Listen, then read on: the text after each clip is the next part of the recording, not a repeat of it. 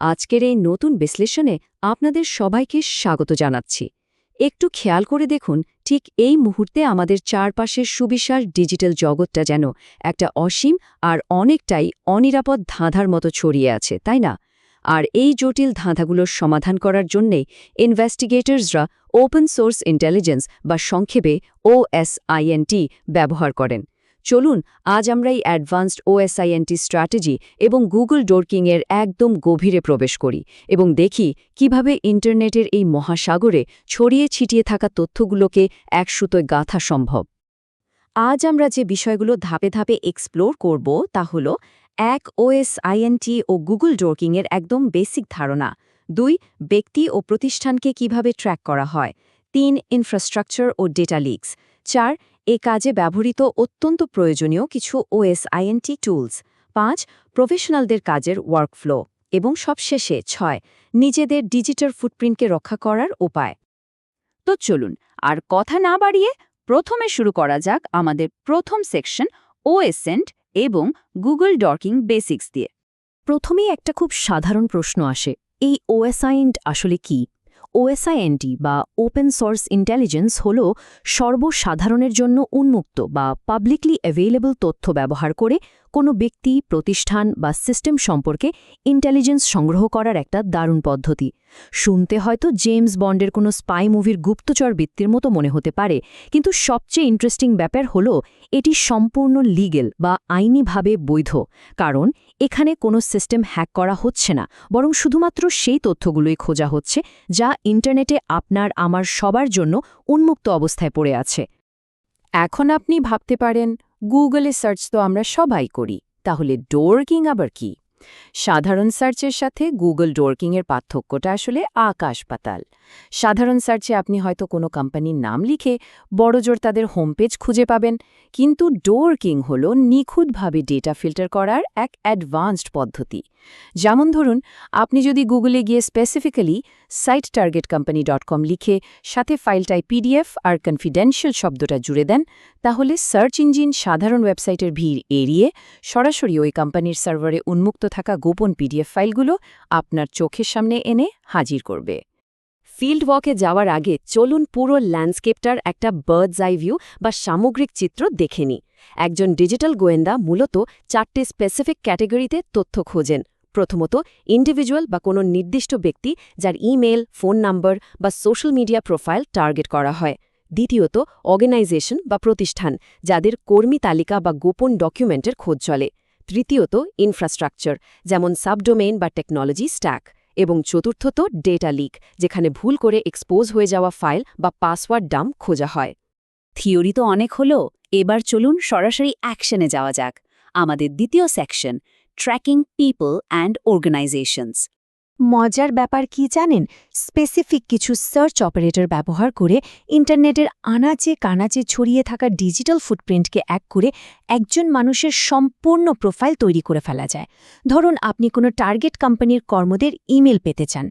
শুধু @targetcompany.com লিখে file type XLS বা CSV খুঁজলে হয়তো এক্সেল শিটে সেভ করা ডেটাবেস আপনার হাতে চলে আসতে পারে। আবার কোনো ফোন নম্বর লিখে সাইট facebook.com দিলে নির্দিষ্ট ব্যক্তির ফেসবুক অ্যাকাউন্ট বেরিয়ে আসাটা অস্বাভাবিক কিছু নয়। লিঙ্কডইন প্রোফাইল বা PDF ফরম্যাটের রেজিউমে খোঁজার জন্য ডরগুলো ঠিক এই লজিকে কাজ করে। বিষয়টা আরও একটু ক্লিয়ার করতে একটা ছোট্ট সিনারিও বা দৃশ্যপটের কথা ভাবুন। একজন ইনভেস্টিগেটর শুধুমাত্র লিঙ্কডইনে ওয়ার্কস অ্যাট লিখে সার্চ করে একটি কোম্পানির কর্মীদের পুরো তালিকা বের করে ফেললেন। এরপর পেস্টবিন থেকে লিক হওয়া তথ্যের সাথে মিলিয়ে সে কোম্পানির কর্পোরেট ইমেলের ফরম্যাটটাও বুঝে ফেললেন। অর্থাৎ ভেতরের কোনো অ্যাক্সেস ছাড়াই শুধুমাত্র সোশ্যাল মিডিয়া আর পাবলিক টেক্সট টার্ম ব্যবহার করেই একটি কোম্পানির পুরো অভ্যন্তরীণ কাঠামোর চিত্র এঁকে ফেলা সম্ভব হল। শুধু মানুষ নয়, প্রতিষ্ঠানের কথায় যদি আসি, সেখানেও দুর্বলতা কম নেই। অনেক সময় সার্ভারের সামান্য ভুলের কারণে কনফিডেন্সিয়াল ডকুমেন্ট ইন্টারনেটে উন্মুক্ত হয়ে থাকে। ইন্টারনাল ইউজ অনলি কোটেশন মার্কের ভেতরে লিখে নির্দিষ্ট কোম্পানির ডোমেনে সার্চ করলে অভ্যন্তরীণ অনেক স্পর্শকাতর ফাইল চলে আসতে পারে। আবার একটি কোম্পানি ভেতরে কী ধরনের টেকনোলজি বা টেক স্ট্যাক ব্যবহার করছে তা জানার জন্য তাদের জব পোস্টিং দেখাই কিন্তু যথেষ্ট। লিঙ্কডইনে তাদের we are hiring developer post দেখলেই পরিষ্কার বোঝা যায় তারা ব্যাক এন্ডে বা সার্ভারে ঠিক কী সফটওয়্যার চালাচ্ছে। টেকনিক্যাল দিকের আরেকটু গভীরে ডুব দেওয়া যাক আমাদের তৃতীয় সেকশনে infrastructure and data leaks. Infrastructure ডরগুলো মূলত পাবলিক ওয়েবসাইটগুলোকে খুব চালাকির সাথে বাইপাস করে ভেতরের লুকানো সার্ভারগুলো খুঁজে বের করে আনে। যেমন site_star.targetcompany.com এর সাথে -w সার্চটি মূল ওয়েবসাইটকে বাদ দিয়ে ওই কোম্পানির বাকি সব সাবডোমেইন খুঁজে আনবে, যেগুলো হয়তো সাধারণ ইউজারদের দেখারই কথা না। সার্ভারে অ্যাপাচি বা অন্য কোনো প্রযুক্তি চলছে কিনা তা জানতে ইনটাইটল ডগটি দারুণ কার্যকর। এমনকি ইনইউআরএল অ্যাডমিন বা ইনইউআরএল 8080 ব্যবহার করে অ্যাডমিন পোর্টাল বা লুকানো লগইন প্যানেলগুলো খুব সহজেই এক্সপোজ করে ফেলা যায়।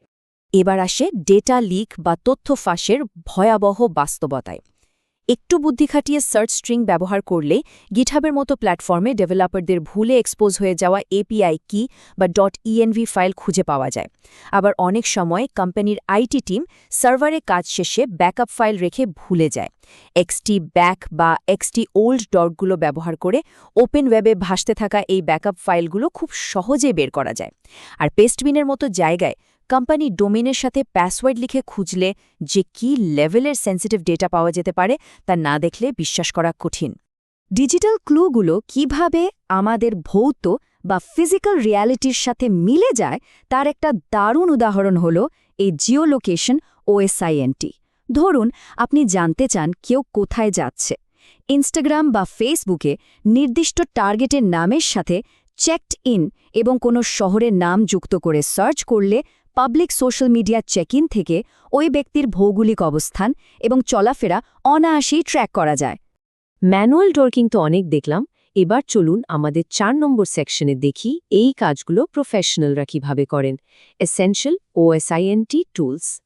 ওপেন সোর্স ডেটাকে যখন বিশাল পরিসরে সংগ্রহ করতে হয় তখন প্রফেশনালরা কিছু স্পেশালাইজড টুল বা সফটওয়্যারের সাহায্য নেন। যেমন ম্যালটেগো ব্যবহার করা হয় ডেটাগুলোর মধ্যে কানেকশন বের করে ভিজুয়াল ম্যাপিং তৈরি করতে। দ্য হারভেস্টার দিয়ে ইমেইল বা আইপি সংগ্রহ করা হয়।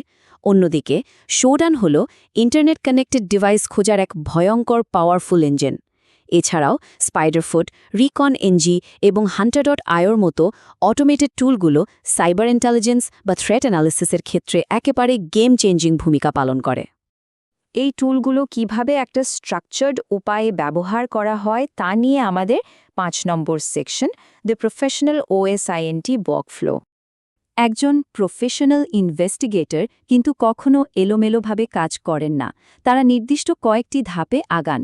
একদম প্রথমে আসে টার্গেট ডিফাইন বা লক্ষ্য নির্ধারণ করা। এরপর গুগল ডর্ক বা শোডানের মাধ্যমে প্যাসিভ রিকন চালানো হয় যাতে টার্গেট অ্যালার্ট না হয়। তৃতীয় ধাপে ব্যক্তি ও ইনফ্রাস্ট্রাকচারের তথ্য গভীরভাবে সংগ্রহ করা হয়। চতুর্থ ধাপে গিটহাব বা হ্যাভাই বেন পাউন্ডের মতো জায়গায় ডেটা লিক চেক করা হয়। আর সবশেষে এই কাঁচা তথ্যগুলোকে বিশ্লেষণ করে একটি সুসংগঠিত এবং অ্যাকশনেবল ইন্টেলিজেন্স রিপোর্টে পরিণত করা হয়।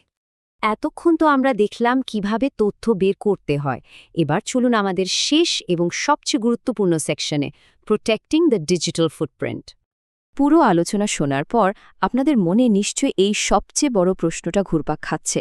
এই ধরনের অ্যাডভান্সড সার্চ টেকনিকের হাত থেকে ব্যক্তিগত এবং প্রাতিষ্ঠানিক ডিজিটাল ফুটপ্রিন্টকে আসলে কিভাবে সুরক্ষিত রাখা সম্ভব? উপায় কি কিছুই নেই? উপায় অবশ্যই আছে। আর আত্মরক্ষার সবচেয়ে সেরা উপায় হল আক্রমণকারীদের মতো চিন্তা করে নিজের দুর্বলতাগুলো আগে থেকে খুঁজে বের করা। নিজের নাম বা কোম্পানির নাম দিয়ে আজই গুগল ডর্কিং করে দেখুন কি কি তথ্য পাবলিকলি অ্যাভেলেবল আছে। গিটহাবে ভুল করে কোনো সিক্রেট কি পুশ করা হয়েছে কিনা তা চেক করাটা অত্যন্ত জরুরি। হ্যাভ আই বিন পন্ড এগিয়ে নিজের ইমেল চেক করুন। সোশ্যাল মিডিয়ার প্রাইভেসি সেটিংস অডিট করুন। আর যারা ওয়েবসাইট মেনটেন করেন, সার্ভারের সেন্সিটিভ পাথগুলো যেন কোনোভাবেই সার্চ ইঞ্জিনে ইন্ডেক্স না হয়, সেজন্য robots.txt ফাইলটি সঠিকভাবে কনফিগার করতে ভুলবেন না।